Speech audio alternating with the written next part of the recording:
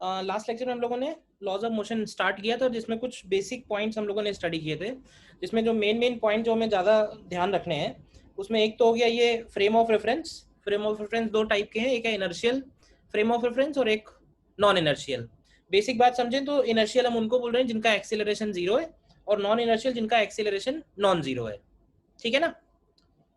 Then what is force, types of force and different types of classification of forces. ठीक है ना? ये सब वर्ड्स हमारे बार बार आएंगे बीच में, तो वहां पे और डिटेल में स्टडी करेंगे। फिलहाल केवल एक रफ आइडिया दे दिया है कि कौन कौन से टाइप के क्लासिफिकेशन है। ठीक है ना? ये एक लास्ट वाला थोड़ा ध्यान से समझ लेना, एक्सटर्नल और इंटरनल। कोई भी फोर्स एक्सटर्नल इंटरनल हो सकता है, it will depend on selection of system. ठीक है ना?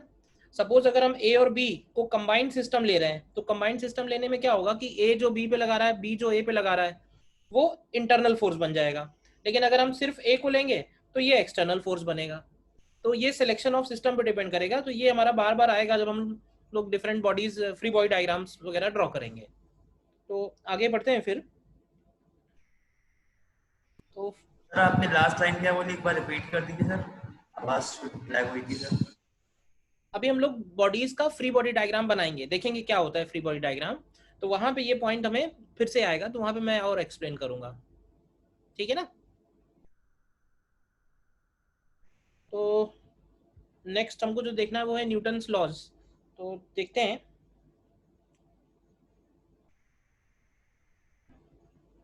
Newton's first law of motion. भाई सब लोग बचपन से पढ़ते आ रहे हैं, तो बताओगे क्या है न्यूटन्स फर्स्ट लॉ? क्यों भाई? Anyone? Sir, body at rest or motion will remain in the same state until an external force is applied. Correct, I think everyone. Law of inertia हो गया सर ये। इसको हम लोग लॉ ऑफ इनर्शिया बोलते हैं, करेक्ट। ठीक है, लेकिन मुझे थोड़ा इसके ऊपर ये बताना है थोड़ा सा और। जैसे बोला इन्होंने कि अ body will continue in its state, to be in its state whether it is at rest or moving with constant velocity unless an external force is acting on it। ठीक है, कहने का मतलब है कि बॉडी के ऊपर अगर फोर्स नहीं लग रहा है तो बॉडी का, अगर बॉडी रेस्ट पे है तो रेस्ट पे ही रहेगी, और अगर बॉडी मोशन में है, कांस्टेंट वेलोसिटी से चल रही है तो कांस्टेंट वेलोसिटी से चलेगी। Correct, this is first law. अच्छा, सेकंड लॉ अगर तुम देखोगे तो सेकंड लॉ में हम लोग देखते हैं कि force is equal to rate of change of linear momentum. तो अभी बताओ कि अगर हम सेकंड लॉ में, न्यूटन सेकंड लॉ में फोर्स की वैल्यू अगर जीरो रखें तो क्या ये बोल सकते हैं कि momentum will be constant? Yes और no? Yes sir. In second law if we put f is equal to 0, so it means momentum is constant and sir एक momentum बार सेकंड लॉ समझा दीजिए सर थोड़ा सा। second law is force is equal to, force acting on a body is equal to rate of change of linear momentum dp by dt। F is equal to dp by dt, और उसी को हम लोग derive कर लेंगे, अभी देखेंगे F equal to ma में। तो मैं एक जनरल बात बोल रहा हूँ कि अगर मान लो फोर्स की वैल्यू जीरो है तो F इक्वल टू ma से क्या एक्सीलरेशन जीरो आएगा। एक्सीलरेशन जीरो का मतलब क्या होगा? तो एक्सीलरेशन जीरो का मतलब तो यही होगा ना कि बॉडी अगर रेस्ट पे है तो रेस्ट पे रहेगी, कांस्टेंट वेलोसिटी है तो कांस्टेंट वेलोसिटी रहेगी। यस और no? Yes sir, change in velocity zero होगा। तो इससे क्या ये बोल सकते हैं कि न्यूटन सेकंड लॉ से फर्स्ट लॉ डिराइव हो जाएगा? ये बताओ, क्या ये यस सर। है कि न्यूटन सेकंड लॉ से फर्स्ट लॉ डिराइव हो जाएगा? Yes sir. तो फिर फर्स्ट लॉ का क्या सिग्निफिकेंस है? फिर कहने का मतलब है कि सेकंड लॉ में जो स्टेटमेंट है वो फर्स्ट लॉ के स्टेटमेंट को ऑलरेडी इंक्लूड कर रहा है, तो फर्स्ट लॉ की क्या जरूरत है?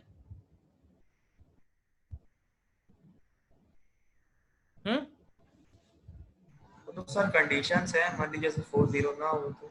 अरे तो फिर वही बात, तो कह दो एक फोर्थ लॉ और निकाल दो जब फोर्स की वैल्यू 10 न्यूटन है।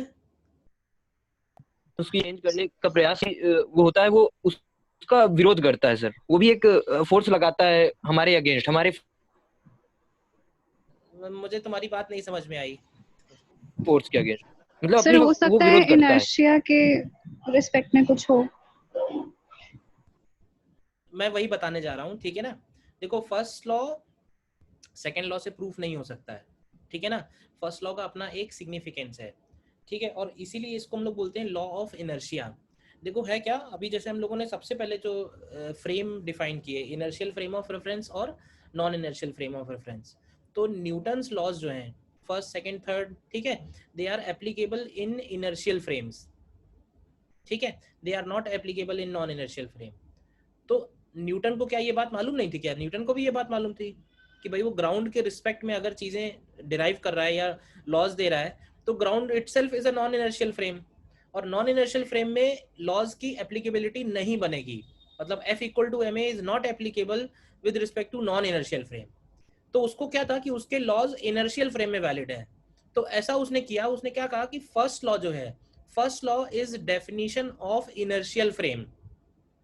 तो फर्स्ट लॉ में क्या होता है कि जो फर्स्ट लॉ का स्टेटमेंट है, तो ज्यादातर बुक्स में या ज्यादातर पढ़ाते समय हमारा फोकस इस बात पे रहता है कि अगर फोर्स जीरो है तो बॉडी की स्टेट चेंज नहीं होगी, जबकि फर्स्ट लॉ का जो फोकस है वो होना चाहिए इनर्शियल फ्रेम पे। उस पूरे स्टेटमेंट में एक लाइन मिसिंग है जिसकी वजह से ये बात हमें जो कंफ्यूजन कर रही है, और वो लाइन यही है कि when observed with respect to inertial frame, मतलब अगर हम इनर्शियल फ्रेम से ऑब्जर्व कर रहे हैं और फोर्स जीरो है तो बॉडी का स्टेट चेंज नहीं होगा। या ऐसा बोल सकते हैं कि अगर बॉडी के ऊपर फोर्स जीरो है और बॉडी का स्टेट चेंज नहीं हो रहा है, तो ऐसा जिस फ्रेम से ऑब्जर्व करने पे होगा उस फ्रेम को हम लोग इनर्शियल फ्रेम बोलते हैं। This is first law. तो इनर्शियल फ्रेम वाला पार्ट जो है वो अक्सर छूट जाता है, बुक्स भी छोड़ देती हैं और पढ़ाते समय टीचर्स भी नहीं बताते हैं। तो फर्स्ट लॉ का फोकस ये नहीं है कि फोर्स जीरो है तो ए जीरो है। फर्स्ट लॉ का फोकस ये है कि फोर्स जीरो पे अगर ए जीरो है तो ऐसा जिस फ्रेम से है उस फ्रेम को हम लोग इनर्शियल फ्रेम बोल रहे हैं, और आगे की जो बातें होने वाली हैं वो इनर्शियल फ्रेम के रिस्पेक्ट में होने वाली है। तो सबसे पहले हमें ये डिफाइन करना जरूरी होगा कि what is an inertial frame, क्योंकि हमें मालूम है कि पूरे यूनिवर्स में कुछ भी इनर्शियल फ्रेम नहीं है, तो हमें उसको एक प्रॉपर डेफिनेशन तो देनी पड़ेगी ना। तो बेसिकली इसको लॉ ऑफ इनर्शिया बोलते हैं, it is definition of inertial frame. Clear है अब? तो इसमें जो तुमने स्टेटमेंट बोला, स्टेटमेंट पूरा करेक्ट है, उसमें लास्ट में बस ये और जोड़ना पड़ेगा, when observed with respect to inertial frame, ठीक है ना। तो इसमें हम लोग लिख लेते हैं, a body will continue to be in its state unless an external force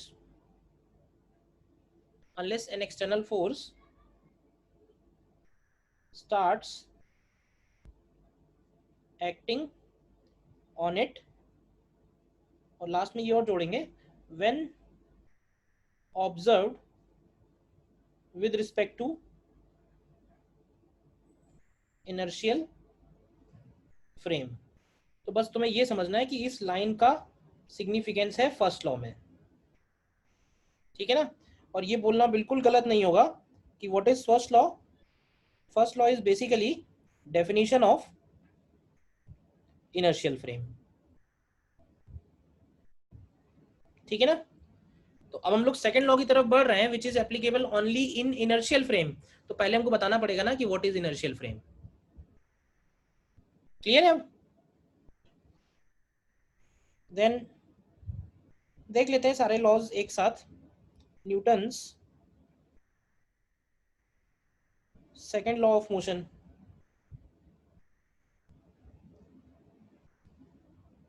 Newton second law of motion.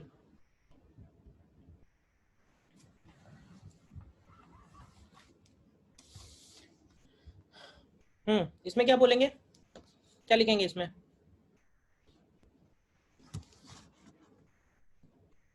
इसमें हम लोग लिखेंगे force acting on a body is equal to rate of change of linear momentum. Force acting on a body is equal to rate of change of linear momentum.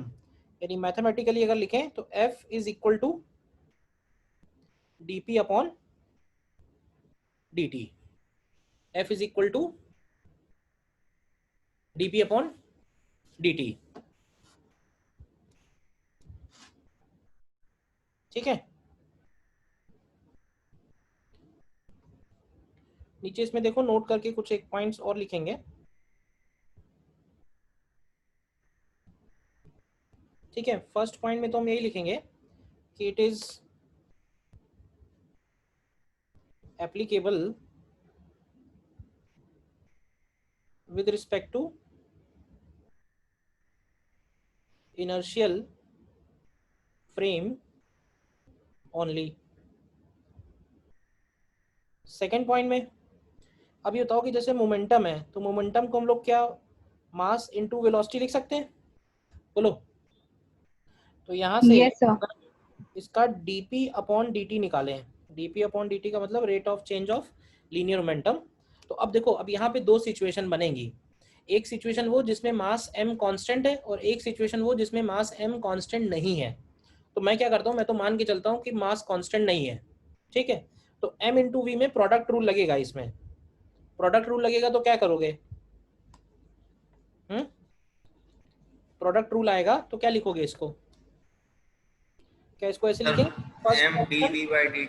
First function into derivative of second function plus v dm by dt. dm by dt. ठीक है. तो ये वाला जो force है इसको हम लोग थ्रस्ट फोर्स भी बोलते हैं. हालांकि ये जो फोर्स है वो हो सकता है हम लोगों के पास जो एप्लीकेशंस आएंगे उसमें इसकी एप्लीकेबिलिटी नहीं आएगी, जरूरत नहीं पड़ेगी, क्योंकि ये जनरली फोर्स लगेगा उस केस में जहां पे मास चेंज हो रहा होगा सिस्टम का. और सिस्टम का मास चेंज होगा जैसे रॉकेट प्रोपल्शन सुना होगा. रॉकेट का जो मूवमेंट है, रॉकेट का मूवमेंट कैसे होता है कि रॉकेट जो है वो अपोजिट डायरेक्शन में गैसेस इजेक्ट करता है. तो रॉकेट सिस्टम के ऊपर जो थ्रस्ट फोर्स लगता है, थ्रस्ट फोर्स मतलब ऊपर की तरफ एक फोर्स लगता है, वो लगता है because of dm by dt into v. Gases eject होती हैं अपोजिट डायरेक्शन में और उनकी वजह से उसके ऊपर फोर्स, थ्रस्ट फोर्स लगता है. तो उसकी जरूरत तभी पड़ेगी जब मास चेंज होगा. अदरवाइज हम ऐसे बोल सकते हैं कि अगर मास कांस्टेंट है, इफ मास इज कांस्टेंट, तो हम लोग बोल सकते हैं this force F is equal to m into dv by dt. And dv by dt को हम लोग क्या लिख देंगे? m इंटू ए वैक्टर. तो F इक्वल टू ma आ जाएगा. देखो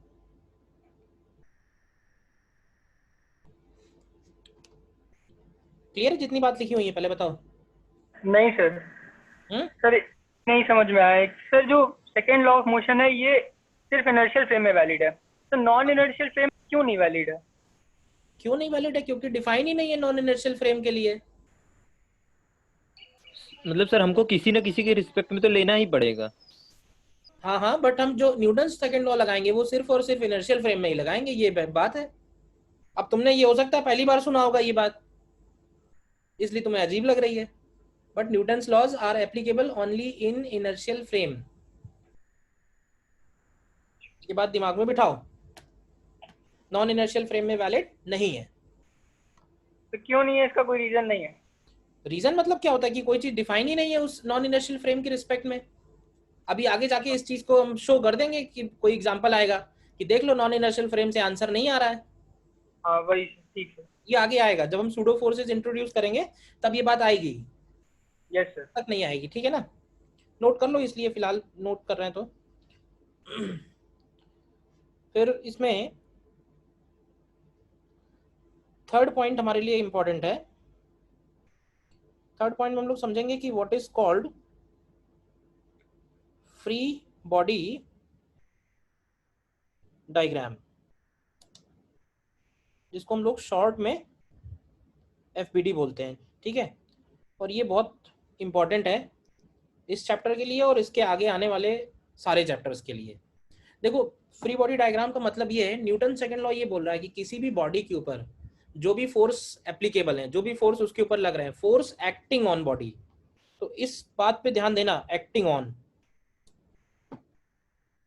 अब जैसे मान लो कि तुम लोग बैठे हो, सपोज चेयर पे बैठे हो, क्यों भाई, चेयर पे बैठे हो, कहीं भी बैठे हो, तो तुम बता सकते हो तुम्हारे ऊपर कौन कौन से फोर्सेस लग रहे हैं? What are various forces acting on your body? Sir एक ग्रेविटेशनल फोर्स लग रहा ग्रेविटेशनल फोर्स है। लग रहा है और एक फोर्स की जो सरफेस है उसके कारण फोर्स हमारी बॉडी पे लग रहा सपोज हम चेयर पे बैठे हैं तो हमको चेयर से एक कॉन्टैक्ट फोर्स लग रहा है which is yes upward, sir. और हमारी बॉडी के ऊपर एक ग्रेविटेशनल फोर्स लगा रहा है। ये कौन लगा रहा है? कौन लगा रहा है ग्रेविटेशनल फोर्स? अर्थ। अर्थ लगा रही है gravitational force. Earth is attracting us with a force which is also called weight. Weight को क्या बोलते हैं? mg का मतलब क्या है? mg is basically force exerted by earth on us, एक तरह से। तो हमारी बॉडी के ऊपर दो फोर्स हो गए, एक तो mg हो गया और एक कॉन्टैक्ट फोर्स हो गया। और हमारा बॉडी जो है रेस्ट पे है, तो रेस्ट पे होने का मतलब है कि जो फोर्सेस होने चाहिए, जो नेट फोर्स होना चाहिए वो जीरो होना चाहिए। तो इसका मतलब ये हुआ कि अर्थ का जो ग्रेविटेशनल फोर्स हमारे ऊपर लग रहा है और जो हमको सरफेस से कॉन्टैक्ट फोर्स मिल रहा है, उनका वैल्यू इक्वल होना चाहिए, इक्वल एंड अपोजिट। यस और नो? सर जो कांटेक्ट फोर्स लग रहा है क्या वो सर थर्ड इक्वेशन की तरह इक्वल एंड ऑपोजिट वाला सर? नहीं नहीं, अभी थर्ड पे मत जाओ, जितना मैं बोल रहा हूँ उसी सीक्वेंस में चलो, आगे आगे जंप मत करो, क्योंकि है क्या ना, इन सब चीजों में पहले लोगों ने कूड़ा करकट भर रखा है तुम्हारे दिमाग में, तो अभी थोड़ा उसको डिलीट करो, जितना पूछ रहा हूँ बस उतना ही जवाब दो, और जिस सीक्वेंस में चल रहे हैं बस उसी सीक्वेंस में सोचते जाओ, तो तुम्हें तुम्हारी थिंकिंग का को नहीं। बट सही डायरेक्शन नहीं, आप पढ़ा रहे हैं तो रखा है। आपकी आवाज ही नहीं आ रही है, क्लियर नहीं सुनाई पड़ा क्या बोला। मैंने ये बोला कि हमारी बॉडी के ऊपर दो फोर्सेस लग रहे हैं, एक हो गया अर्थ का ग्रेविटेशनल फोर्स, और एक उस सरफेस से लग रहा है जिस सरफेस पे हम सपोज बैठे हुए हैं या हम खड़े हुए हैं, जैसे भी हैं। तो सर मतलब जब हम मूव करते हैं तो फिर कांटेक्ट फोर्स लगता है तो वो नेट फोर्स जीरो हो जाता है, इस वजह से हम जमीन में नहीं अंदर नहीं जाते हैं हम कह क्योंकि रहे हैं अर्थ रेस्ट का। की बात कर रहे हैं, तो तुम कह रहे हो कि मूव करते हैं। ऐसा ठीक है, मूव करते थोड़ा साथ साथ चलो, भागो नहीं। हैं सर। तो बॉडी के ऊपर हमारे नेट फोर्स जीरो है, यस और नो? तो बॉडी के ऊपर अगर नेट फोर्स जीरो है तो हम लोग ऐसे बोल सकते हैं ना कि हमारा बॉडी रेस्ट पे है, बिकॉज जो दोनों फोर्सेस लग रहे हैं, कॉन्टैक्ट फोर्स जो सरफेस से लग रहा है और जो वेट लग रहा है, वो दोनों फोर्सेस इक्वल एंड ऑपोजिट हैं। ठीक है, इसका मतलब ये होता है कि net force acting on us zero है जब हम लोग रेस्ट की स्टेट में है। तो फ्री बॉडी डायग्राम का मतलब हमको समझना है यहाँ पे। फ्री बॉडी डायग्राम का मतलब ये हुआ कि हम किसी भी बॉडी का जब हम लोग फ्री बॉडी डायग्राम बनाते हैं तो हमें वो सारे फोर्सेस बॉडी के ऊपर शो करने पड़ते हैं जो फोर्सेस उस बॉडी के ऊपर लग रहे हैं। ध्यान देना, एक्टिंग ऑन पे। ऐसा हो सकता है कि कुछ फोर्स तुम भी लगा रहे हो, लेकिन तुम कौन सा फोर्स लगा रहे हो वो इंपॉर्टेंट नहीं है, इंपॉर्टेंट है तुम्हारी बॉडी के ऊपर दूसरे और सराउंडिंग से क्या क्या फोर्सेस लग रहे हैं। तो acting on and acting by दोनों वर्ड में बहुत डिफरेंस है, और इसी पे तुम्हें फोकस करना है। तो फ्री बॉडी डायग्राम में सबसे पहला पॉइंट हम लोग यही लिखेंगे कि इट हैज टू पार्ट्स, मतलब दो पार्ट होते हैं फ्री बॉडी डायग्राम के। ठीक है, one is called cos diagram,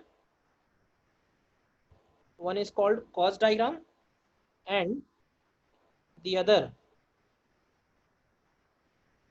other is called effect diagram। cause and effect, ये इसके दो पार्ट हैं। ठीक है, अब cause क्या है? तो अब देखो, cause हमारे लिए बनेगा फोर्स। cause क्या बनेगा? cause हो गया हमारे लिए फोर्स, और उसका इफेक्ट क्या होगा बताओगे? फोर्स का क्या इफेक्ट होगा? तो फोर्स का इफेक्ट होगा acceleration.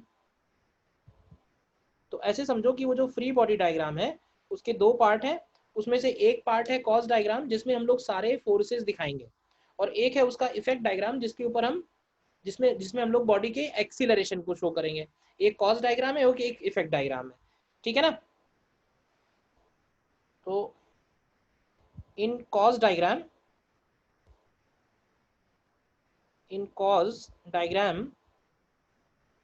all the forces acting on body are shown with their actual direction of application, मतलब कि फोर्स जिस डायरेक्शन में एप्लीकेबल है उसी डायरेक्शन में उनको हमें दिखाएंगे, ठीक है। और इन इफेक्ट डायग्राम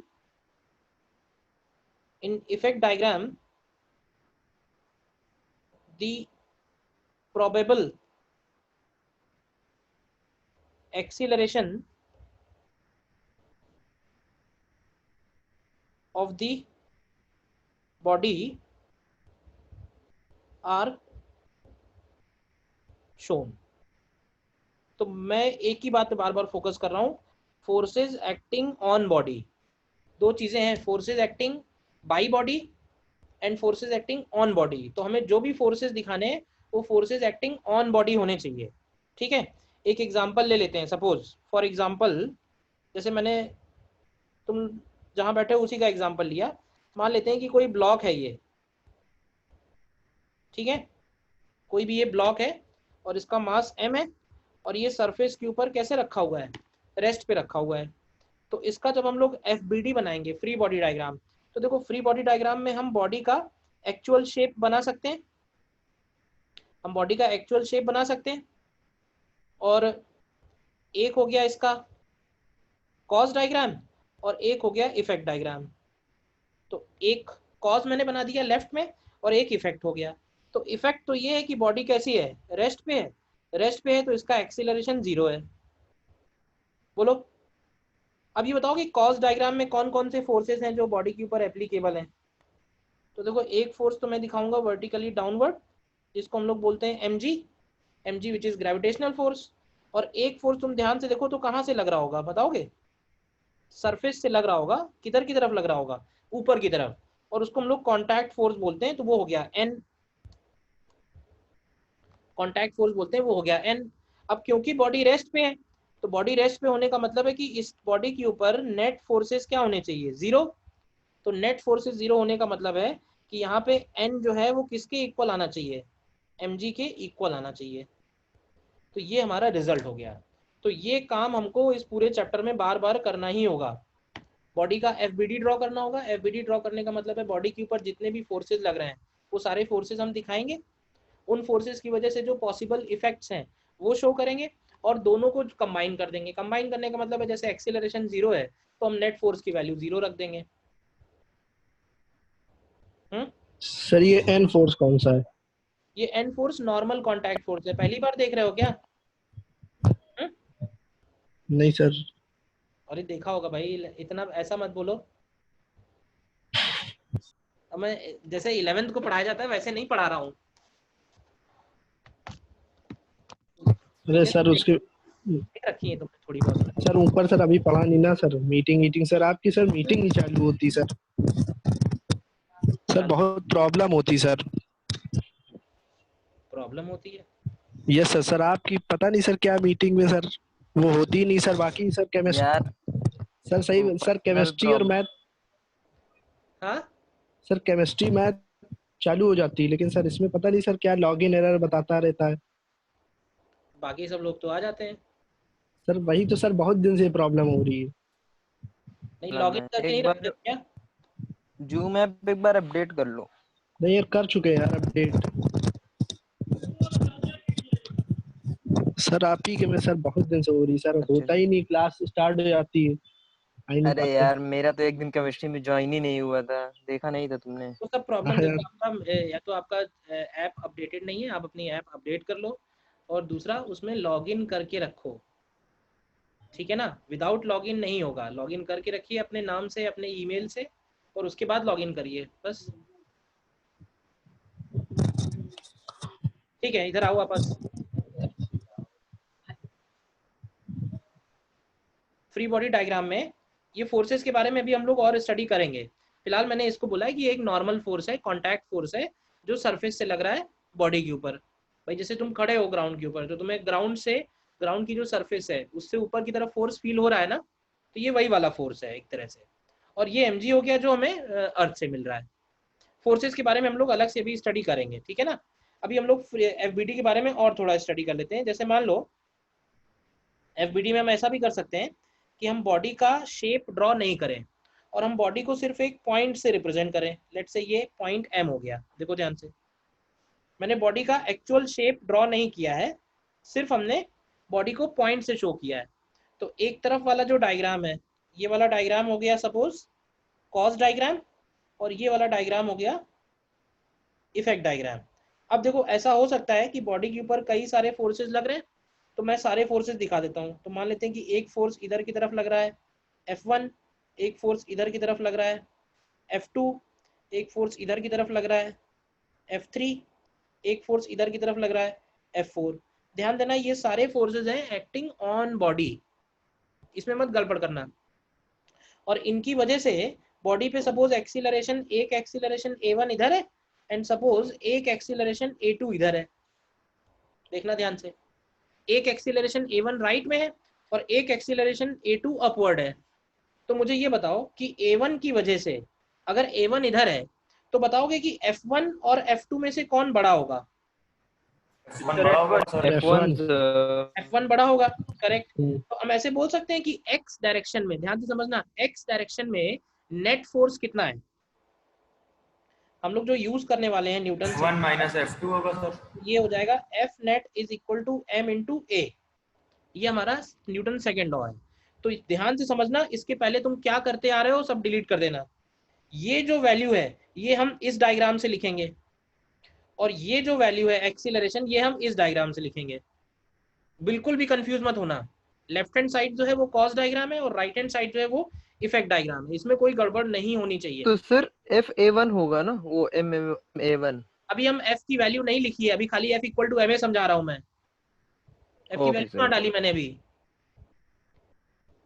अब अगर तुम्हें F नेट की वैल्यू लिखनी है यहाँ से F नेट, तो F नेट में कौन कौन से फोर्सेज आएंगे? अगर हम X डायरेक्शन की बात करेंगे तो X डायरेक्शन में दो फोर्सेज हैं, F1 राइट में है, F2 लेफ्ट में है। मैंने ये पूछा कि कौन बड़ा है और what is net force.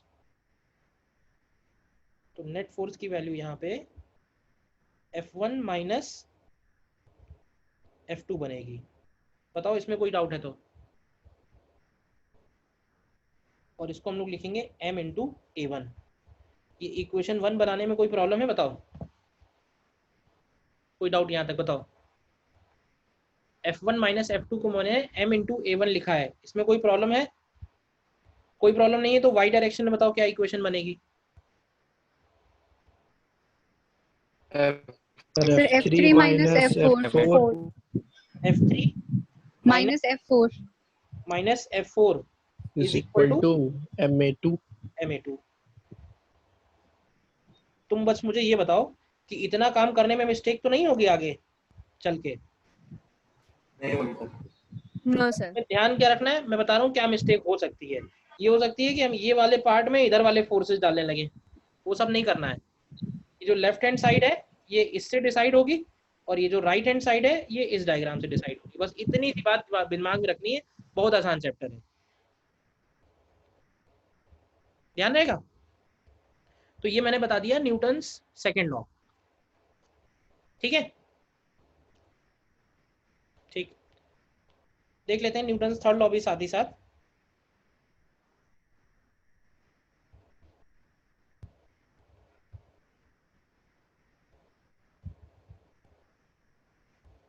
Newton's third law of motion. अब देखो न्यूटन थर्ड लॉ मुझे लगता है प्रोबेबली तीनों लॉज में बोलने में सबसे आसान है। क्यों भाई? इसमें तो सीधे सीधे यही बोलते हैं कि to every action there is equal and opposite reaction. To every action there is equal and opposite reaction. क्या मतलब है इस बात का? इस बात का मतलब ये है कि जैसे बॉडी ए है, ठीक है, और बॉडी बी है, ठीक है, तो एक फोर्स मैंने ये दिखाया हुआ है, इसको बोल दे रहा हूं FAB, और एक फोर्स मैंने ये दिखाया हुआ है, इसको बोल दे रहा हूं FBA। FAB कौन सा फोर्स है? तो FAB फोर्स है force acting force acting on A by B. ध्यान से समझना, फोर्स हमेशा जो होगा वो पेयर में होगा, या ऐसे समझो कि फोर्स हमेशा ऐसा होगा कि एक के ऊपर लग रहा होगा और दूसरा लगा रहा होगा, एक के ऊपर लग रहा है और दूसरा लगा रहा है, हमेशा होगा ना। इसी तरह से ये जो एफ बी है ये क्या कहलाएगा, ये होगा force acting on B by A. तो ध्यान से समझना, ऐसे अगर दो फोर्सेस हैं, by A on B, by B on A, अगर ऐसे दो फोर्सेस हैं तो हम बोलते हैं कि ये दोनों जो फोर्सेस हैं basically they are called action reaction pair. क्या बोलते हैं इनको, action reaction pair. And Newton's third law says कि ये जो एक्शन रिएक्शन पेयर होंगे they must be equal and opposite. मतलब एफ ए बी जो होना चाहिए वो minus of F B A के बराबर होना चाहिए। दोनों फोर्सेस का मैग्नीट्यूड इक्वल होना चाहिए और उनके जो डायरेक्शन है वो अपोजिट होने चाहिए। बट है क्या कि लोग इसको गलत इंटरप्रेट करते हैं। सबसे डिफिकल्ट लॉ यही है, समझ लो, समझने के लिए। अगर बात प्रैक्टिकल किया जाए तो सबसे डिफिकल्ट लॉ ये है। बहुत मिस्टेक्स होती हैं। अभी मैं ही पूछना शुरू करूंगा तो आप लोग खूब सारी मिस्टेक्स करोगे। तो मैं जितना बोल रहा हूँ उतनी बात दिमाग में बिठाओ पहले तो, कि हम एक्शन रिएक्शन पेयर किसको बोलते हैं। तो एक्शन रिएक्शन पेयर हम तब बोलेंगे जब acting on A by B हो और acting by B on A हो, तभी हम इन दोनों को एक्शन रिएक्शन बोलेंगे। ऐसा नहीं है कि कोई भी दो फोर्स अपोजिट है, इक्वल है, तो उनको हम एक्शन रिएक्शन बोल देंगे। एक्शन रिएक्शन पेयर होने के लिए क्या जरूरी है, जरूरी ये है, ये दोनों बातें जो लिखी हुई हैं, ठीक है। और सर क्या ये क्या नहीं समझ में आ रहा सर, ये एफ ए बी सर मतलब जो फोर्स है ये कैसे ए पर लग रहा है बी के द्वारा। कैसे लग रहा है मतलब होगा कैसे भी लग रहा हो, बहुत सारे तरीके हैं एक बॉडी का दूसरे बॉडी पे फोर्स लगाने का। अरे नहीं सर, जो एफ ए बी है वो तो मतलब सर टूवर्ड्स बी है ना सर। मान लो कि दो मैग्नेट रखे हुए हैं। यही तो नहीं दिमाग चल रहा है उनका, भाई साहब का। कोई भी फोर्स हो सकते हैं, बॉडी बॉडी किसी के ऊपर लग रहा है फोर्स, तो कोई लगा रहा है, किसी पे लग रहा है, तुम्हें उसके अरे ठीक डायरेक्शन है में सर, प्रॉब्लम है। वो समझ में आ रहा है सर, आपने जो यहाँ पर लिखा था उसमें थोड़ी प्रॉब्लम हो रही थी। अरे यार तुम्हारी प्रॉब्लम ऐसी होती है कि बिल्कुल दुनिया से परे होती है, नॉर्मल इंसान से ऊपर उठ के प्रॉब्लम होती है। मैंने कहा कोई भी फोर्स मान लो, ए बी के ऊपर लगा रहा है, बी ए के ऊपर लगा रहा है, दैट्स इट। अब तुम कह रहे हो कि सर कौन सा फोर्स है, तो कोई भी फोर्स हो सकता है, मैग्नेट ले लो, कुछ भी ले लो, स्ट्रिंग बना दो, टेंशन ले लो, बहुत सारे एग्जाम्पल बहुत सारे आएंगे। एग्जाम्पल के लिए परेशान मत हो, अभी जिस बात पे मैं फोकस कर रहा हूँ उधर दिमाग लगाओ, क्योंकि अभी तुम क्या करोगे, अभी थोड़ी देर बाद डाउट पूछने लगोगे उसी चीज पे, फिर मैं कहूंगा कि पीछे जाओ। सर ये शायद डाउट इसलिए क्रिएट हो रहा है कि डायरेक्शन की वजह से। सर इसका डायरेक्शन डी की साइड है तो ये एक्टिंग ऑन ए लिखा है, तो थोड़ा सा। तो फिर भी बात हो गया, तुम्हारे ऊपर जो mg लगता है उसका डायरेक्शन कहाँ लगाते हो ये बताओ। नीचे ही लगाते हैं सर। तो ये तो फिर अवे जा रहा है क्या, तो फिर तो क्या प्रॉब्लम है, अर्थ अपनी तरफ खींच रही है तो अवे लगेगा। अभी ये जो डायग्राम बनाया इसमें इसका डायरेक्शन में प्रॉब्लम नहीं हुई तुमको, ये भी तो ऐसा ही लगाया है, मैंने अर्थ नहीं बनाई है, अर्थ ही तो लगा रही है, ये फोर्स कौन लगा रहा है। यस सर, अर्थ लगा रही है। तो फिर यही यहाँ भी दिखाया मैंने कि बॉडी ए है, बॉडी बी है, बॉडी बी ए के ऊपर जो लगा रही है वो इधर लग रहा है, बॉडी ए जो बी पे लगा रही है इधर लग रहा है। जरूरी नहीं है कि दोनों इधर ही हो, दोनों अवे हो सकते हैं। ये सर ठीक है, क्लियर है। It is just an example. अब देखो एक्शन रिएक्शन मेन है पहचानना है इसमें, एक्शन रिएक्शन के लिए एक ये बात और एक बात ध्यान रखनी है। नेक्स्ट आओ। अब देखो कई बार क्या होगा, तुम्हें एक्शन रिएक्शन पहचानने में प्रॉब्लम हो सकती है, तुमको अगर इतनी बात भी नहीं समझ में आई तो मैं उसके लिए कुछ और पॉइंट लिखवा देता हूँ कि ये चीजें और चेक कर लो, ठीक है।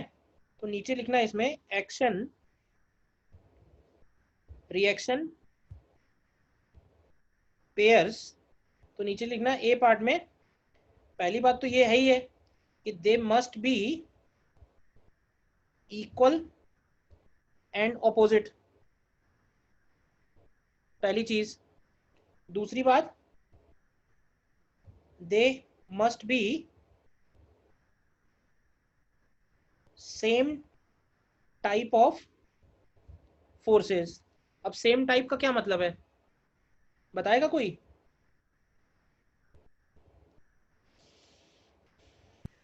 सर जैसे मतलब कि सर अगर ग्रेविटेशनल हो तो वैक्यूम। ग्रेविटेशनल हाँ ही लगेगा। करेक्ट करेक्ट, अगर एक उसमें से ग्रेविटेशनल है तो दूसरा भी ग्रेविटेशनल होना चाहिए, अगर उसमें से एक इलेक्ट्रोमैग्नेटिक है तो दूसरा भी इलेक्ट्रोमैग्नेटिक होना चाहिए। करेक्ट, ठीक है, दे must B of same type. और तीसरी बात, दे must be acting on different bodies. बताओ, ये थर्ड पॉइंट से भी एग्री करते हो? बोलो। Yes sir. Yes sir. ऐसा नहीं हो सकता है कि एक ही बॉडी के ऊपर एक्शन रिएक्शन दोनों लग रहे हो। एक्शन रिएक्शन, एक के ऊपर एक्शन लग रहा होगा तो दूसरे के ऊपर उसका रिएक्शन होगा। अगर तुमने किसी वॉल को धक्का दिया, सपोज करो, सोचो ध्यान से, तुम अगर वॉल को पुश कर रहे हो तो बाई यू ऑन वॉल जो फोर्स लग रहा है वो अलग है, and by wall on you जो फोर्स लग रहा है वो अलग है या नहीं है? तो ऐसे पेयर्स को हम लोग एक्शन रिएक्शन पेयर्स बोलेंगे, ठीक है ना? दे must be equal and opposite, they must B of same type, and they must be acting on different bodies. ठीक, अब जरा देखो, फिर से मैं एग्जांपल यही वाला उठाता हूं। जैसे कि सपोज ये ग्राउंड सरफेस हो गया, ठीक है, और इस ग्राउंड सरफेस के ऊपर एक बॉडी रखी हुई है एम मास, ठीक है, और इसके ऊपर ये फोर्स लग रहा है एम जी। तो मैं ये कह रहा हूं कि अगर ये फोर्स एक्शन है,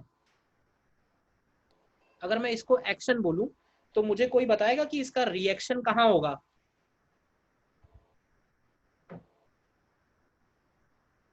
इसका रिएक्शन कहाँ होगा? Normal contact force upward. बोल रहे हैं कि इसका नॉर्मल कांटेक्ट फोर्स अपवर्ड होगा, तो मैंने जो पढ़ाया वो बेकार ही पढ़ाया फिर। वही तो सर, क्योंकि ये तो अभी आपने ऊपर बताया सेकंड लॉ के लिए। ग्राउंड पे लगेगा। ग्राउंड पे लगेगा। यस सर, ग्राउंड पे लगेगा। नहीं, मैंने ही कहा कि अगर ये एक्शन है तो क्या ये रिएक्शन है? सबसे पहले तो नो सर, दोनों नो सर, फोर्स अलग अलग है ना। ग्राउंड के द्वारा ही रिएक्शन लग रहे नहीं है। हैं सर अच्छा ना। ठीक है, रिएक्शन नहीं है, करेक्ट बात। अच्छा, रिएक्शन क्यों नहीं है? क्योंकि एक ही सर बॉडी। क्योंकि सर दोनों फोर्स डिफरेंट ग्राउंड। फोर्सेज है ना सर, वो ग्रेविटेशनल फोर्स है, ये कांटेक्ट फोर्स है। ये ग्रेविटेशनल है और ये इलेक्ट्रोमैग्नेटिक है, ठीक है। और दूसरी चीज, ये सेम बॉडी पे ही तो लग रहा है, यस सर, जबकि एक्शन रिएक्शन किस पे लगने चाहिए? डिफरेंट। अलग अलग बॉडीज में। तो बात ही फिर से वही, क्वेश्चन तो मेरा अभी भी वही है कि अगर ये फोर्स एक्शन है तो इसका रिएक्शन कहाँ है?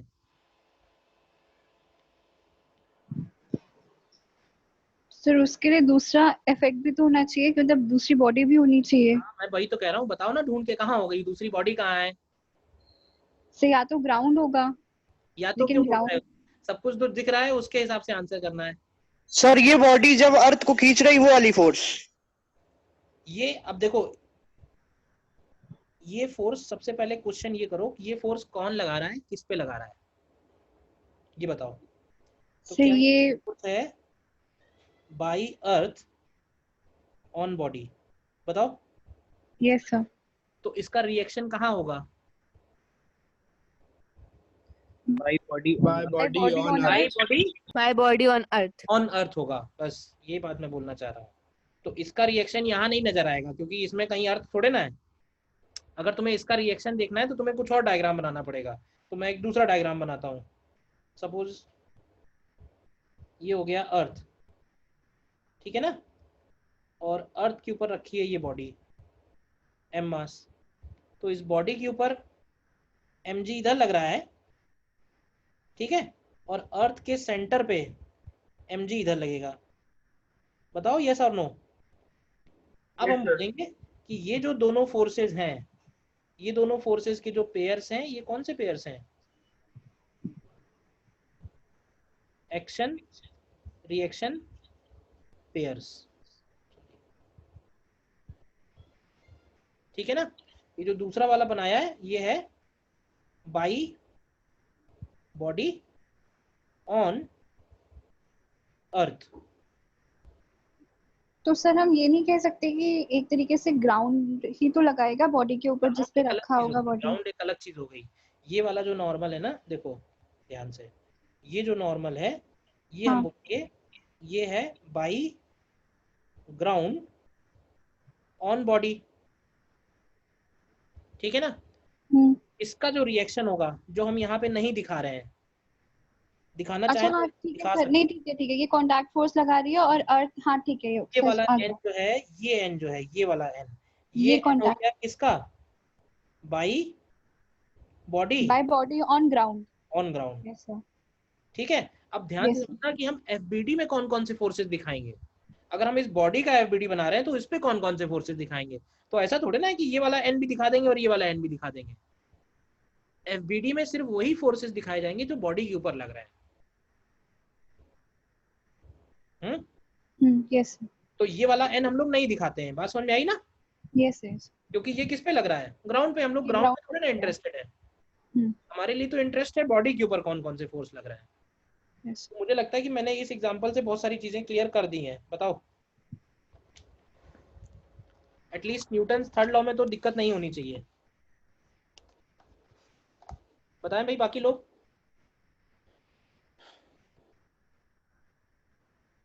सर ये बाय बॉडी ऑन अर्थ कैसे लग रहा है सर, ये नहीं समझ में आ रहा है। कौन सा sir by body on earth कैसे फोर्स लग रहा है, कैसे लग रहा है वो तो लग रहा है। अब वो बात अलग है कि अर्थ का इफेक्ट तुम्हारे ऊपर है, बट तुम्हारा इफेक्ट अर्थ के ऊपर नहीं है, क्योंकि अर्थ एक बड़ी बॉडी है। बट लग तो रहा ही है, यही लॉज हैं। सर जैसे अर्थ हम एग्जांपल ना ले, कोई और एग्जांपल ले जहाँ पर, हाँ ठीक है वो तो फिर छोड़ो नहीं, समझ लो, क्योंकि बाद में पूछोगे तो मैं कहूंगा कि वापस पहले लेक्चर पढ़ लो, क्योंकि तुम्हारे आगे के जितने भी डाउट्स आने वाले हैं, मैं सच बता रहा हूँ, वो सारे के सारे डाउट्स आज ही क्लियर हो सकते हैं बस। तो जो भी तुम्हारे दिमाग में उल्टा सीधा क्वेश्चन आ रहा है वो सब पूछ डालो। सर ये विजुलाइज नहीं हो रहा है भाई ऐसे विजुलाइज करो, मैग्नेट में विजुलाइज करो, मैग्नेट में विजुलाइज करो। दोनों मैग्नेट एक दूसरे को खींचते हैं कि नहीं खींचते हैं। अरे हाँ सर वो तो क्लियर है, वो समझ में आ रहा है। वैसे ही ये अर्थ सर और किसी भी बॉडी के लिए भी ट्रू है। ऐसा नहीं है कि अर्थ के ऊपर फोर्स नहीं लग रहा है, अर्थ के सेंटर पे भी फोर्स लग रहा है। बट सर वो इसलिए है क्योंकि सर अर्थ के द्वारा जो फोर्स लग रहा है वो बॉडी पर ज्यादा होगा, मतलब बड़ा फोर्स होगा, इसलिए ये दोनों फोर्स बराबर हैं। बॉडी छोटी है, अर्थ बड़ी है, ठीक है ना। अट्रैक्ट करने के लिए इनफ नहीं है। जितने भी फोर्सेस होते हैं, जितने भी फोर्सेस हैं, जितने भी रियल फोर्सेस हैं, वो हमेशा पेयर में एग्जिस्ट करेंगे। पेयर में एग्जिस्ट करने का मतलब ये है कि फोर्सेस हमेशा ऐसे होते हैं कि ए बी पे लगा रहा है तो डेफिनेटली बी ए पे लगा रहा होगा। फोर्स कभी भी सिंगल नहीं होगा, फोर्स हमेशा पेयर में ही होंगे, और उसी पेयर को हम लोग एक्शन रिएक्शन पेयर बोल रहे हैं। सिंगल फोर्स कभी भी नहीं होगा, हमेशा ए ने बी पे लगाया होगा तो बी ए पे भी लगाएगी, तो उन्हीं पेयर्स को हम लोग एक्शन रिएक्शन पेयर्स बोल रहे हैं। तो ये बात भी कहीं छोटी सी है, लिख लेना कहीं साइड में कि real forces always exist in pairs known as action reaction pairs, ठीक है ना। Real forces always exist in pairs known as action reaction pairs।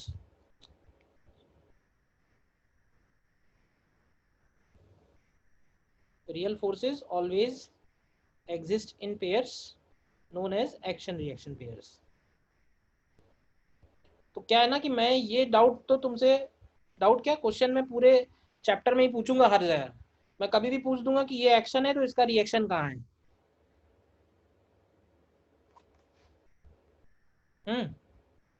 Clear. जितनी बातें लिखी हैं अभी फिलहाल। अब हमको आगे क्या करना है, देखो बहुत सारे फोर्सेज हैं जो हमें स्टडी करने हैं इस चैप्टर में, तो हम लोग क्या करेंगे, वन बाय वन सारे फोर्सेज को डिटेल में स्टडी करेंगे कि वो फोर्सेज कौन से टाइप के हैं, किस कंडीशन में लगेंगे, किस कंडीशन में एप्लीकेबल हैं, क्या उनका मैग्नीट्यूड है, क्या उनका डायरेक्शन है, इन सारी बातों पे डिटेल में डिस्कशन होगा। तो सबसे पहला जो बेसिक फोर्स है सबसे पहले तो वो वेट ही है, तो वेट के बारे में ही डिस्कशन कर लेते हैं सबसे पहला। तो फर्स्ट हेडिंग हमारा पड़ेगा वेट, ठीक है। वेट को हम लोग W से या फिर mg से डिनोट करते हैं, क्यों भाई? तो मुझे बताते जाओ कि सबसे पहले तो ये वेट जो फोर्स है वो कौन से टाइप का है। सबसे पहले टाइप, उसका टाइप है ग्रेविटेशनल फोर्स, लिखते भी जाओ ग्रेविटेशनल फोर्स। फिर दूसरा क्वेश्चन मेरा ये होगा कि ये जो फोर्स है ये पुशिंग नेचर का है या पुलिंग नेचर का है? पुशिंग है या पुलिंग है? पुशिंग है सर। हाँ सर पुलिंग होगा। यस सर, पुलिंग होगा सर। ठीक, पुलिंग नेचर, पुलिंग नेचर है। देखो जो भी जवाब देना अपने दिमाग से सोच के देना, तो उतने ही कम आगे डाउट आएंगे, उतनी ही क्लैरिटी होगी सब्जेक्ट की। पुलिंग नेचर है, सबको क्लियर है ना ये बात? ठीक। फिर तीसरी बात आती है कि इस फोर्स का मैग्नीट्यूड क्या है, मतलब मैग्नीट्यूड कांस्टेंट है या फिक्स है? तो मैग्नीट्यूड इसका जो है वो फिक्स्ड मैग्नीट्यूड का ये फोर्स है, और इसका जो मैग्नीट्यूड है उसको हम लोग सीधे सीधे m/g लिखते हैं। मतलब कि जैसे फॉर एग्जांपल किसी बॉडी का मास अगर 2 kg है तो उसका वेट कितना लिखेंगे, तो उसका वेट हम लोग लिखेंगे 2 × 9.8 अगर ले तो ये कितना हो जाएगा 19.6 न्यूटन। बताओ। या फिर इसी को हम लोग लिख सकते हैं कि weight is equal to 2 kgf, ये भी एक यूनिट है, kgf सुना? W को हम लोग 19.6 न्यूटन भी लिख सकते हैं, ये जो लिखा हुआ है, और इसी W को 2 kgf भी लिख सकते हैं, 2 किलोग्राम फोर्स। इसका मतलब यही है कि न्यूटन में बदलेंगे तो 9.8 का इसमें मल्टीप्लाई करेंगे। तो नॉर्मली क्या है कि बॉडी का जो मास होगा वो तो फिक्स ही होगा, बॉडी का मास फिक्स है तो उसका मैग्नीट्यूड भी फिक्स रहेगा, मतलब वेरिएबल फोर्स नहीं है, ये फिक्स फोर्स है। और चौथी बात आएगी कि इसका डायरेक्शन कहाँ होगा, बताओगे? Direction is always vertically downward, और ज़्यादा प्रिसाइजली लिखना है और प्रिसाइजली लिखना है और एक्यूरेटली लिखना है तो हम लोग बोल देंगे कि it is towards centre of earth. बताइए, दोनों बातें क्लियर है?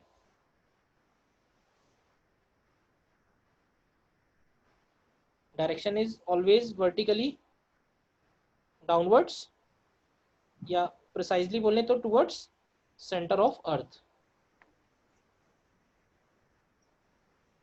क्लियर है फोर्स ये? Yes sir.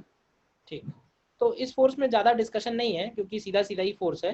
तो जैसे क्या है कि अगर कोई बॉडी ग्राउंड पे रखी हुई है, समझना ध्यान से, हॉरिजॉन्टल ग्राउंड पे रखी है, तो हॉरिजॉन्टल ग्राउंड में हम लोग सिर्फ उसका mg दिखा देते हैं इस तरह से, मास m की बॉडी है। और जैसे अगर कोई बॉडी इंक्लाइन प्लेन पे रखी है,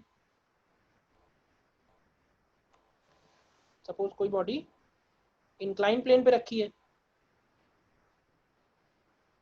m मास, तो इस केस में क्या करते हैं, क्योंकि इसका जो मोशन होगा वो इंक्लाइन के अलोंग और इंक्लाइन के परपेंडिकुलर होगा, दो सिचुएशन है कहने का मतलब है, तो हम क्या कर देते हैं कई बार इसके जो mg है उसके कंपोनेंट कर देते हैं। तो इधर की तरफ लग रहा होगा mg sin थीटा और इधर की तरफ लग रहा होगा mg cos थीटा। कहने का मतलब है mg दिखाओ या फिर mg cos theta mg sin theta दिखाओ, दोनों में से कोई एक काम कर सकते हैं। तो इस फोर्स में मुझे और कुछ ज़्यादा बोलने की ज़रूरत नहीं है, दिस मच इज सफिशिएंट। बताओ। और ये दो सिचुएशन आएंगी तुम्हारे सामने, बॉडी या तो हॉरिजॉन्टल ग्राउंड पे होगी या फिर इंक्लाइन प्लेन पे होगी। इंक्लाइन प्लेन पे होगी तो ज़्यादातर हम लोग mg के कंपोनेंट कर लेंगे। बताइए, किसी को कन्फ्यूजन है तो?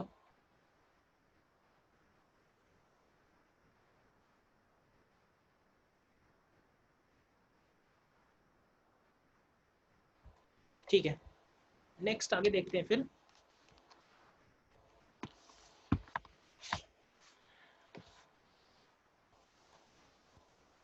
अगला फोर्स हमारे लिए थोड़ा ज़्यादा इम्पोर्टेंट है समझने के लिए, उस पर थोड़ा ज़्यादा प्रैक्टिस करनी पड़ेगी, और उसको हम लोग बोलते हैं, अगला फोर्स है नॉर्मल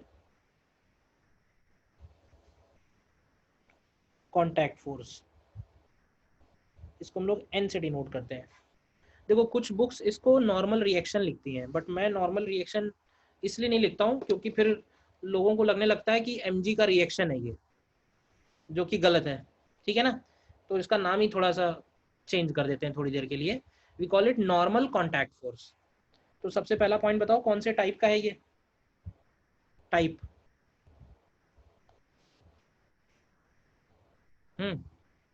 टाइप ऑफ फोर्स। तो टाइप ऑफ फोर्स है electromagnetic. Electromagnetic, correct, electromagnetic.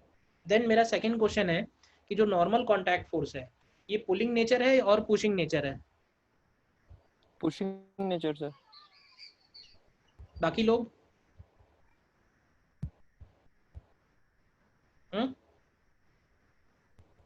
Pushing nature. सभी लोगों को समझ में आ रहा है कि पुशिंग नेचर है? ये बताओ। कॉन्टैक्ट का मतलब समझना, कॉन्टैक्ट का मतलब किसी भी तरह का कॉन्टैक्ट, कॉन्टैक्ट का मतलब किसी भी तरह का कॉन्टैक्ट। तुम हाथ में पेन पकड़े हुए हो, वो भी एक बीच में कॉन्टैक्ट फोर्स लग रहा है। तो बाई यू ऑन पेन जो फोर्स लग रहा है वो किधर की तरफ लग रहा है? पेन पे अंदर की तरफ लग रहा है। तो पेन के लिए वो फोर्स कैसा हुआ, पुशिंग या पुलिंग? पेन की जो बॉडी है वो तुम्हारे फिंगर्स से जो फोर्स फील कर रही है वो किस नेचर का है? पुशिंग नेचर का फील हो रहा है या पुलिंग नेचर का? तो तुम देखोगे तो पुशिंग नेचर का है। क्लियर है सभी को ये बात? ठीक है, नेक्स्ट पॉइंट इज,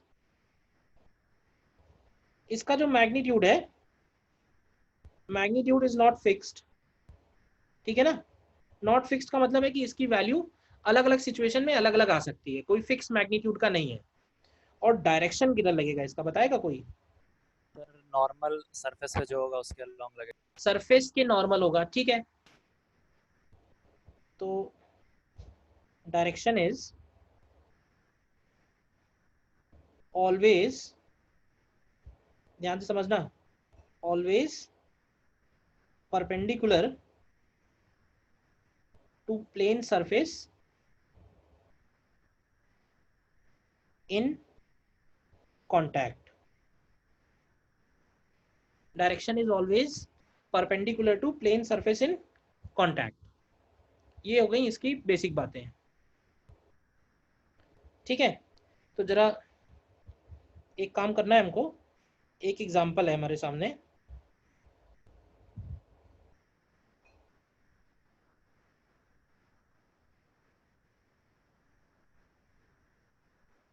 सपोज ये M1 ब्लॉक है और ये M2 ब्लॉक है और इनको हमने ग्राउंड पे रखा हुआ है,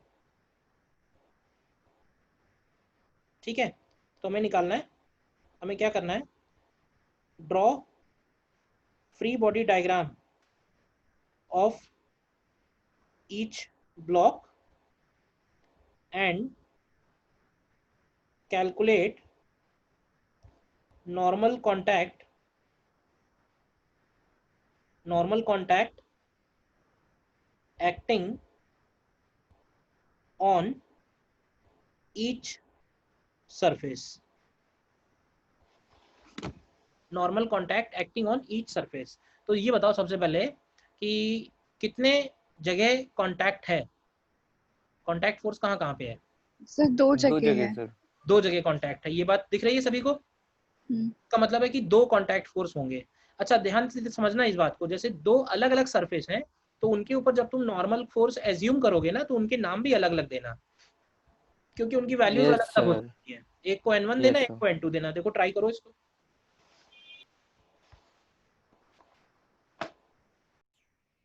देखो ध्यान से मैं बता रहा हूँ, देखो प्रॉपर तरीका क्या है इसको करने का। क्वेश्चन सिंपल है बट ये हमको ये समझना है कि हर एक क्वेश्चन में क्या करना है। तो देखो सबसे पहले हमें दोनों का FBD ड्रॉ करना होगा। तो जैसे ये हो गया M1, तो M1 के ऊपर एक फोर्स हम लोग नीचे लगाएंगे, उसका वेट, हर बॉडी का वेट उस पर लगेगा m1g डाउनवर्ड, और दूसरा ध्यान से समझना m1 और m2 का जो कांटेक्ट है उसके ऊपर फोर्स लगेगा। अब ध्यान से सोचना, m1 m2 पे जो कांटेक्ट है उसमें m2 m1 के ऊपर फोर्स किधर लगाएगा, m2 m1 के ऊपर किधर लगाएगा, ऊपर या नीचे? यस ऊपर लगाएगा सर। ऊपर की ओर सर, ऊपर की तरफ लगाएगा। तो ये जो मैंने n1 लिखा है जिसको, ये n1 by which on which है, तो ये बाई m2 ऑन m1। और ये दोबारा अलग डायग्राम लिखने की जरूरत नहीं है, यहीं लिख देंगे कि बॉडी कैसी है, रेस्ट पे। अब बॉडी रेस्ट पे है तो इसका मतलब है कि n1 जो है वो m1g के इक्वल आएगा, ठीक है। फिर m2 का एफबीडी बनाया अगर हम लोग, ध्यान से देखना, m2 के ऊपर भी सबसे पहले उसका वेट कहाँ बनाएंगे, तो वेट तो हमेशा वर्टिकली डाउनवर्ड ही बनाएंगे। अब ध्यान से समझना, m2 दो कांटेक्ट में है, एक कांटेक्ट उसका यहाँ पे है और एक कांटेक्ट यहाँ है, यानी m2 के ऊपर दो कांटेक्ट फोर्स लगेंगे, दोनों ऊपर भी लगाएगा और ग्राउंड भी लगाएगा। तो बताओगे m1 के ऊपर जो लग रहा था n1, वो m2 वो नीचे की साइड होगा, तो m2 के ऊपर वही n1 नीचे की तरफ लगेगा, चाहो तो इस तरह से दिखा दो। और ग्राउंड से जो लगेगा n2, वो ऊपर की तरफ n2 जो लगेगा वो ऊपर की तरफ लगेगा। तो पहले ये बताओ कि ये जो एफबीडी मैंने बनाई है इसमें किसी को कंफ्यूजन है? No sir. और ये बॉडी कैसी है, रेस्ट पे है या मोशन में है? ये बॉडी रेस्ट पे है, रेस्ट पे है तो हम फोर्सेस करते हैं। सर इसमें n1 और n2 हम ऊपर नहीं लगा सकते क्या, क्योंकि ये तो पुशिंग फोर्स होगा ना। सुनो तो ध्यान से, ये वाला जो n1 है ये किसने लगाया, किस पे लगाया? ये m2 ने लगाया m1 पे। तो m1 पे पुशिंग फोर्स किधर लगेगा, इस सरफेस पे पुशिंग फोर्स किधर लगेगा, ऊपर। Clear direction. अब फिर मैंने पूछा कि ये किसने लगाया और किस पे लगाया, ये n1 किसने लगाया और किस पे लगाया? सर n1 तो लगा हुआ था ना, m2 ने m1 पे लगाया था फोर्सेस। हाँ तो ये m2 ने m1 पे लगाया था, लेकिन ये m1 ने m2 पे लगाया है। हाँ यस सर, हाँ दोनों का कांटेक्ट लगाया है, ये लगाया है बाई m1 ऑन m2। तो m2 के ऊपर पुशिंग फोर्स किधर लगेगा, बाई m1 जो लगना चाहिए नीचे सरफेस पे, तो इसको नीचे दिखाया है। फोर्सेस हमेशा पेयर में होंगे, फोर्सेस हमेशा दो होंगे, ये समझ लो। एक फोर्स एक एफबीडी में आएगा तो दूसरा हो सकता है दूसरी एफबीडी में आए, और इन्हीं दोनों फोर्सेस को हम लोग क्या बोलते हैं, they are called action reaction. इन्हीं दोनों को तो हम लोग एक्शन रिएक्शन बोलेंगे। yes, एक है बाई m2 ऑन m1 और एक है by m1 on m2। yes, sir. और ये n2 किसने लगाया है, किस पे लगाया है? सर ग्राउंड ने लगाया m2 पे। ग्राउंड ने लगाया m2 पे, तो m2 पे किधर लगेगा, इस सरफेस पे, ऊपर, ऊपर की तरफ। हर क्वेश्चन का जवाब है वहीं पे है, बस तुमको लॉजिकली सोचना है। Yes sir, okay. क्लियर है बेटी सभी को? और कोई डाउट किसी को? अब ध्यान से देख लो नीचे कौन कौन से फोर्स हैं, तो n1 भी नीचे है, m2g भी नीचे है और n2 अकेला ऊपर है। तो हम ऐसे बोल सकते हैं कि यहाँ से इक्वेशन बनाएंगे तो बनेगी n2 is equal to n1 plus m2g। तो ये हमारी सेकंड इक्वेशन होगी। तो इन दोनों इक्वेशंस को अगर हम सॉल्व करेंगे तो यहाँ से हमें n2 की वैल्यू मिल जाएगी m1 प्लस m2 इंटू जी। क्लियर है? बताइए सभी को।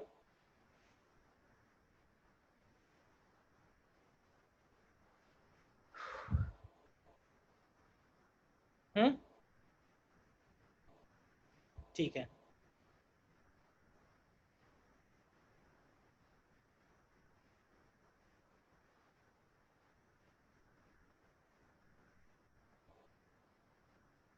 और देखो नेक्स्ट,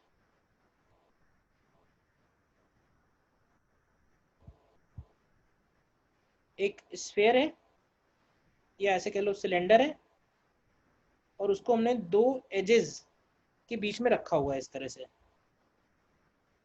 देखो इसका जो रेडियस है वो है 5 सेंटीमीटर और इन दोनों के बीच का जो डिस्टेंस है वो है 8 सेंटीमीटर और इसका मास दिया हुआ है लेट से 10 kg। तो हमें निकालना है, again draw free body diagram of sphere and calculate normal contact acting at each surface. कितनी जगह कांटेक्ट है इसका?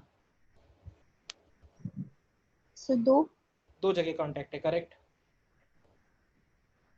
करो ट्राई. देखो अगर बॉडी स्फीयर है तो नॉर्मल का डायरेक्शन किधर होगा बताओगे?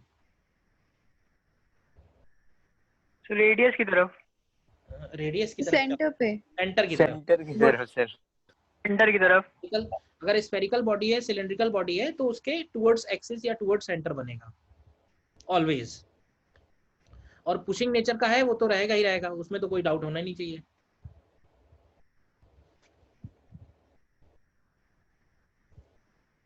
करो ट्राई.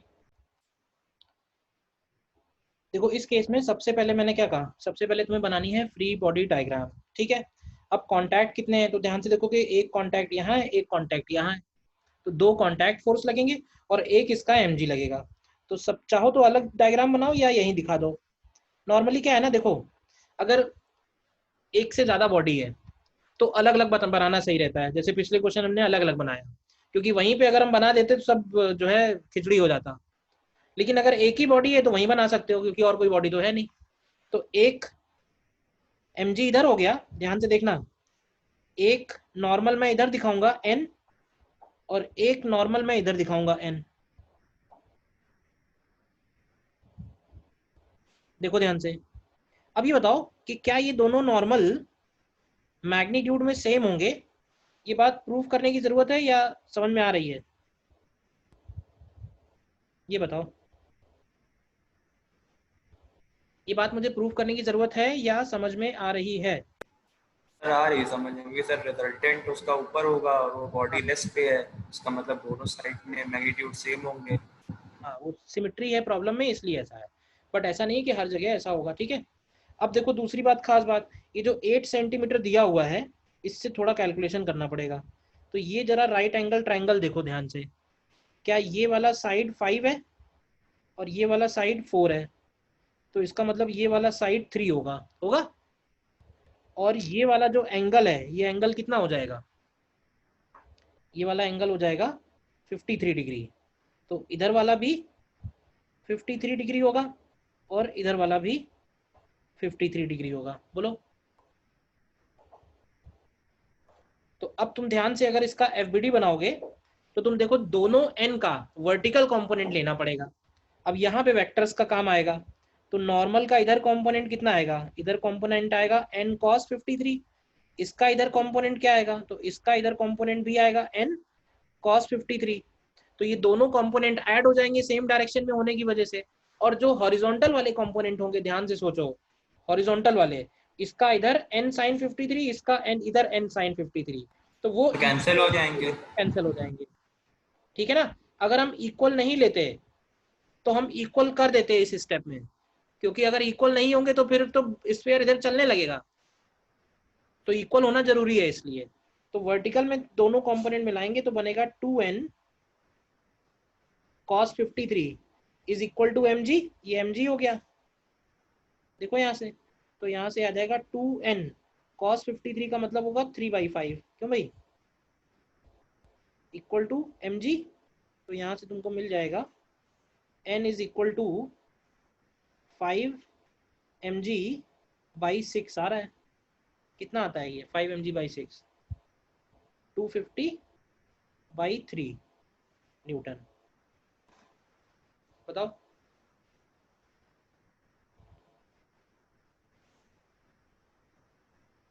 क्लियर है या नहीं? बताओ.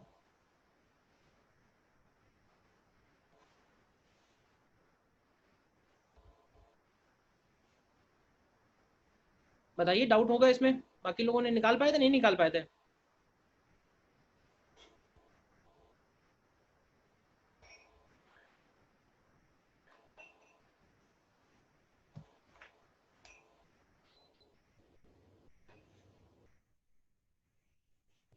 क्लियर है? फिर आगे बढ़े.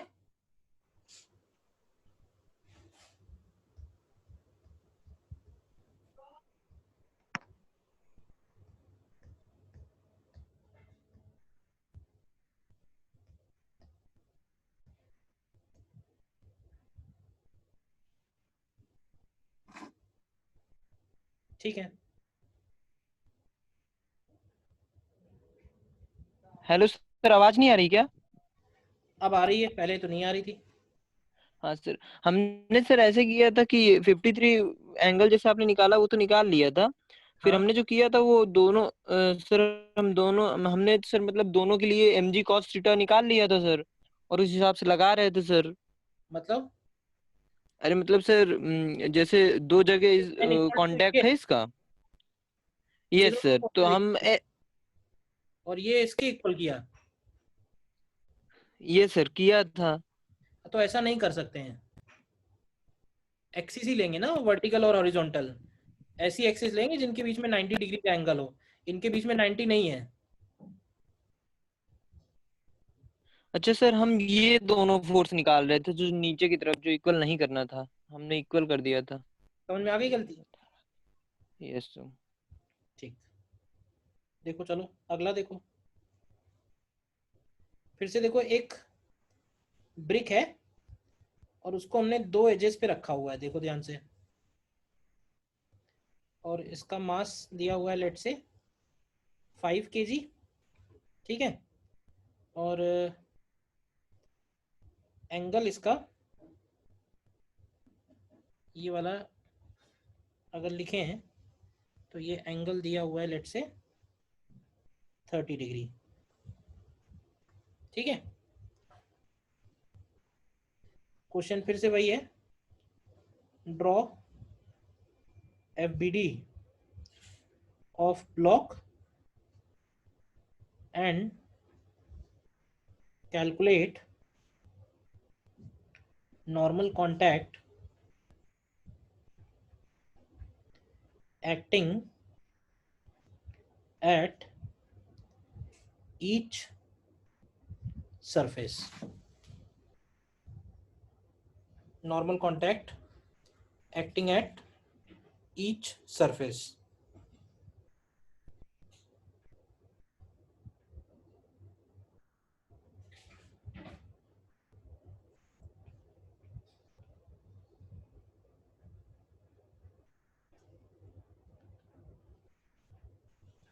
करो ट्राई।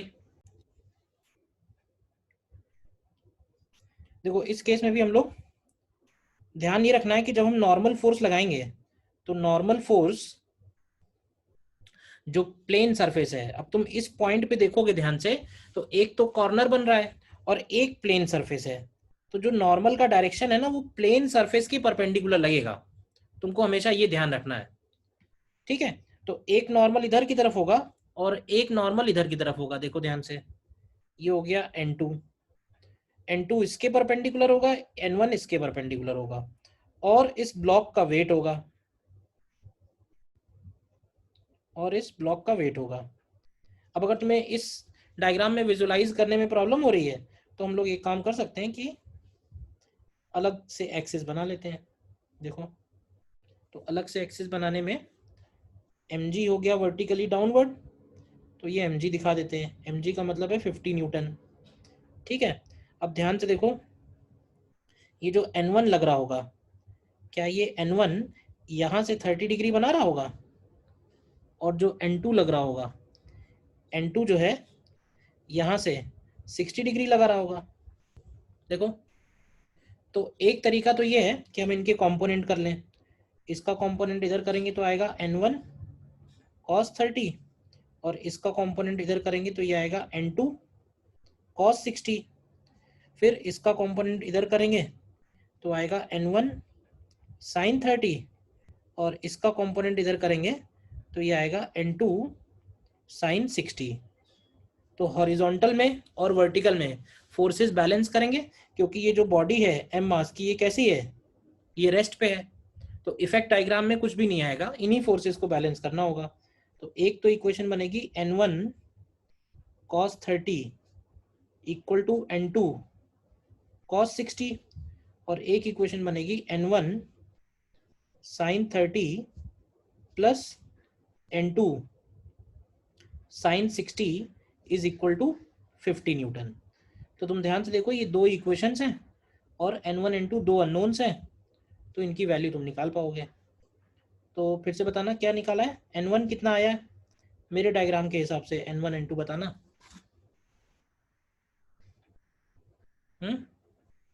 तो N1 25 आएगा। N1 आया 25 और N2 25 √3। ठीक है,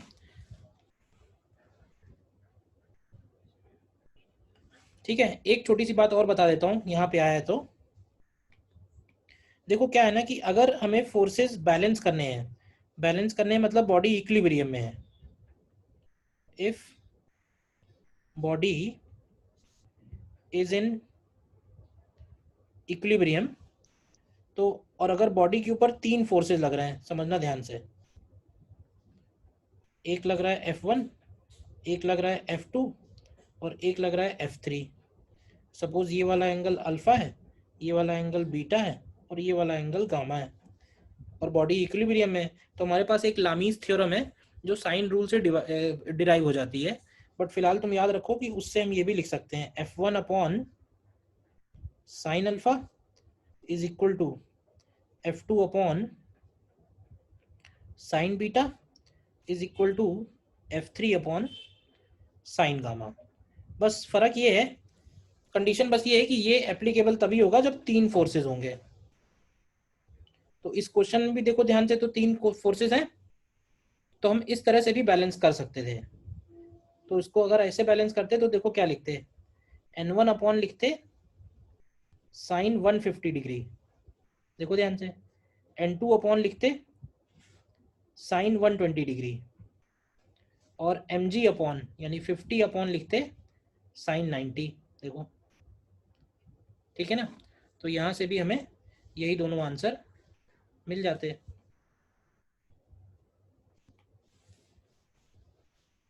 क्लियर है या नहीं बताओ? ये जो लिखा है this is called Lami's theorem, हो सकता है पढ़ी होगी मैथ्स में। सर ये ऊपर वाले क्वेश्चन में हम डायरेक्ट एफबीडी बना के इंक्लाइन प्लेन वाली कंडीशन भी तो रख सकते हैं, मतलब ये 60 डिग्री नहीं बनाने पे।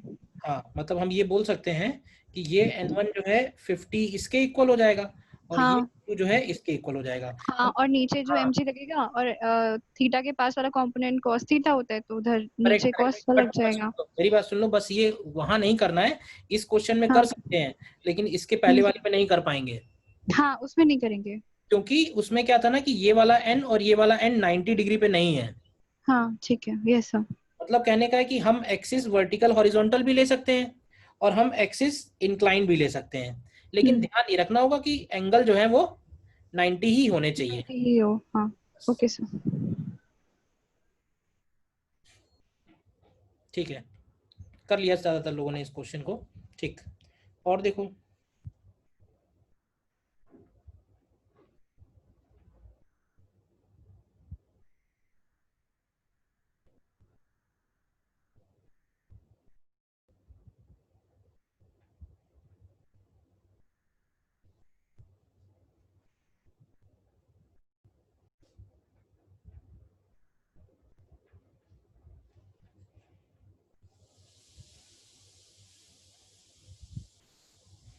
सपोज ये एक बॉक्स जैसा है और इसके अंदर 2 स्फीयर्स हैं।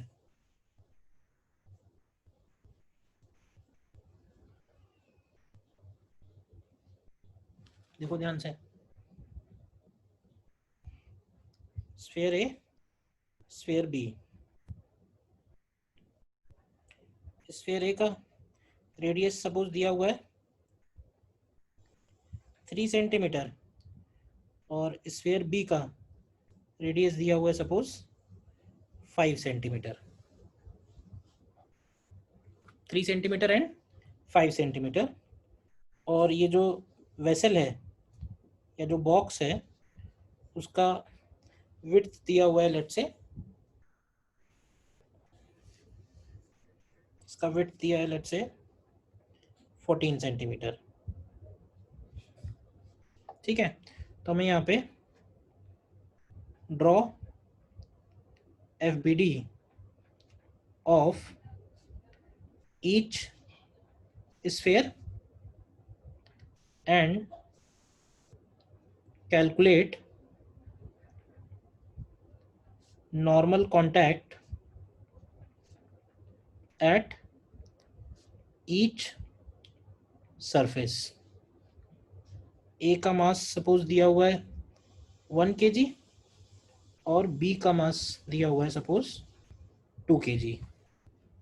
1 kg एंड 2 kg इनके मासेस हो गए। देखो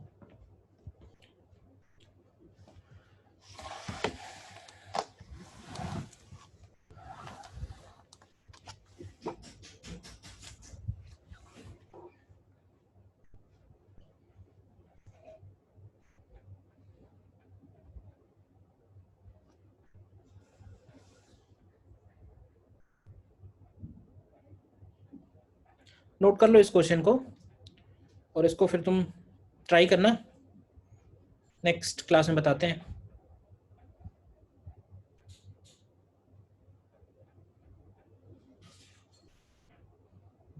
ठीक है।